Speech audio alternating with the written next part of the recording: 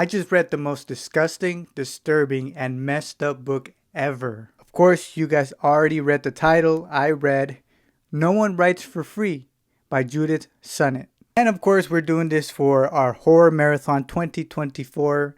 This channel's Horror Marathon, where I read nothing but horror books and I watch nothing but horror movies and I review them. But anyway, I want to start off with saying that Judith's writing was great. I have no complaints about her writing. I think she's a great writer. I feel like her writing is pretty easy to read, very descriptive, and overall just enjoyable. So it's not the writing that I'm really critiquing, it's the plot. Now, because of her writing, I am actually looking forward to reading one of her other books. It's called Clown Hunt. Now, No One Writes for Free is my first X-rated book, I've ever read. I was actually pretty surprised to see the warning. There's a warning at the front cover. It says, warning, this story features disturbing, violent crimes. And inside the cover, you have another warning, which says, warning, No One Writes for Free is an incredibly disturbing and extreme book. It deals with themes that should not and will, it deals with themes that should and will upset readers, including graphic sequences of rape, sexual humiliation, torture, and gore. I mean, that should have already been like, hello, you're getting yourself into something you're not going to really enjoy. Again, I'm not talking about Judith Sunnett's writing. I'm talking about the plot itself. I saw this book, or it was recommended on a YouTube video I watched not too long ago. The YouTube channel is Mandy's Morgue of Horror. She basically does like horror movie and horror novel reviews, basically, and she was recommending a handful of disturbing books, right? If you really want to get like disturbed, get into the Halloween spirit, and you want something that's a little bit more extra. And when she was given this list, I was like, oh, I can read these. Like, not too long ago, I read Tender is the Flesh, and I thought that book was just extreme. It was disturbing, but I was wrong. Let me give you the plot real quick. I'm not going to give any spoilers. If you guys are willing to read this book, I recommend reading this book. Just know it's not for the faint of heart. That's what I'm saying. I'm saying it's a good book, but it's not for everyone because of how extreme it is. But the plot, without giving any spoilers, basically it's about a mother who is going on a road trip with her kids. They're both in college. She has a daughter and a son. They're on a road trip. She decides to stop for gas and go to the bathroom. And when she comes back out, she gets in the car and she drives off. She then realizes in the middle of driving that there is a stranger with a gun in the back seat. And let's just say that this stranger is not a good person. Let's just say that this guy is the most diabolical, evil, deprived person there is. So that is the plot without giving anything else. The plot is very simple, straightforward. Now, I got to the middle of the book. The first half, you get the warning on the cover, and the first half is pretty bad already. It's already pretty bad, and you're just like, wow, this is in a book, which is not that crazy to think of, but I didn't think I would be reading something like that, which I should have. Again, I'm kind of like slow like that, but I was very surprised to see the second warning, right? There's another warning in the middle of the book, and it's right here. So you get to the middle of the book, you're already scarred from what happened, and you get this number here.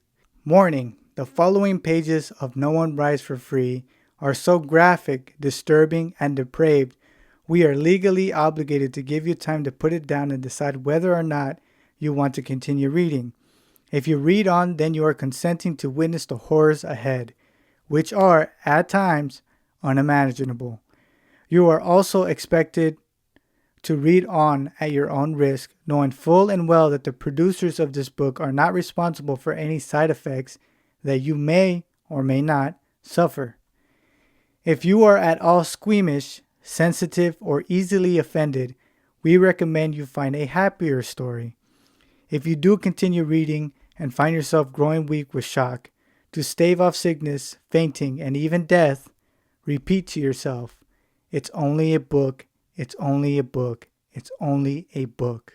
And I got to that part and I was like, wow, I'm already scarred, and now they're telling me that it's just getting started.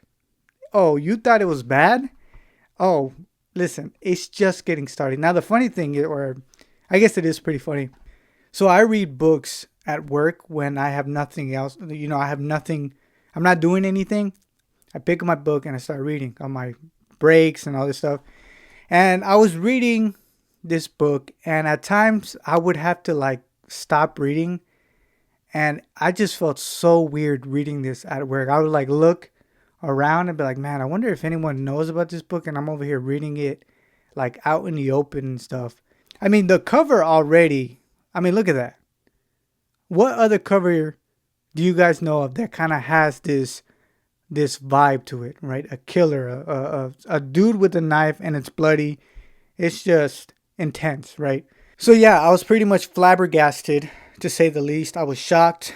I was squeamish. Listen, I'm a squeamish person. If there's any blood or gore, I'm gonna be squeamish. I like horror. I like getting scared, but blood and what happens in this book is just too much. It's disgusting, and it's like, no words.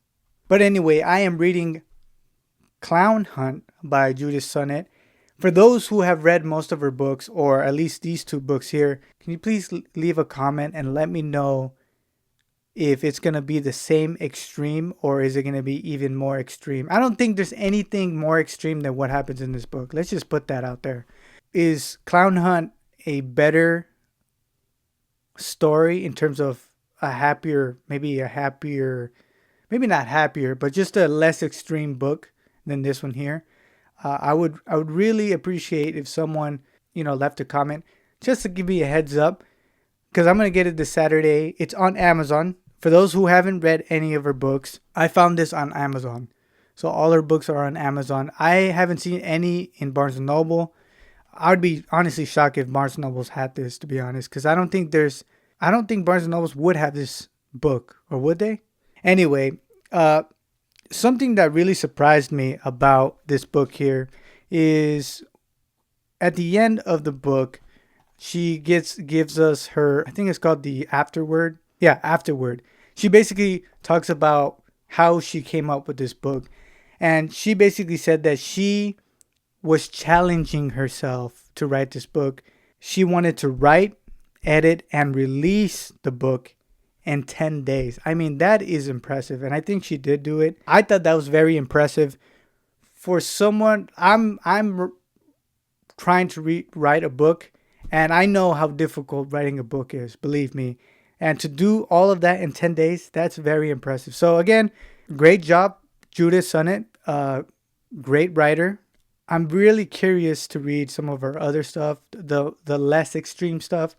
But that is it. That is my review of No One Writes for Free. Again, a good book. I felt like it was good. Great writing. Not for the faint of heart. If you get squeamish around, like with gore, there's a lot of sexual content in this book. And let's just say you're going to get disgusted. Like, there's no opinion about, it's not that, no, it's disgusting.